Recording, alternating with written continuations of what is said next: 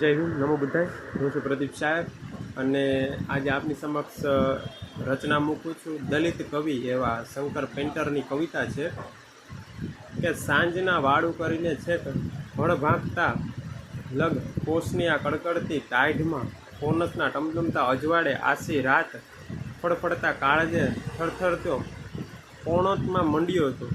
ઉઘાડા પડે ઢેચણ ઢેચણ ગાળામાં વાંકા વળી પાવડાના બાવડાને પડપડ પણ જંપવા દીધો નહોતા. તાણ મારી કેડીઓના મંકોડાએ જવાબ આલી જ્યા. ટુકડો બોલ્યો ન બોલ્યો માંડ મુએ ઢાંકણા વાસ્યો. તરત જ હોમા સેટેથી શેતરના મોટીની પાસે ઢોકણ મંડાય. આ મારા પકડાઈ ગયેલા હાડકાય પણ પાહું ફરવાની મન તો ના પાડત. એને તો હોમા સેટેથી જ ગાળોની છોડો ઉડાડી કે આ ભેંસોને અહીંથી 8 ગાંવ આઘા ગોમે દિયોર હાલોન હાલ મેલી આવી. નકર તારું ચોમડું ઉતેરી નાખ. ઓ ઉપરવાળા, ક્યાં જન્મના પાપ તું એ અમને દોજખમમાં નાસ્યાસ.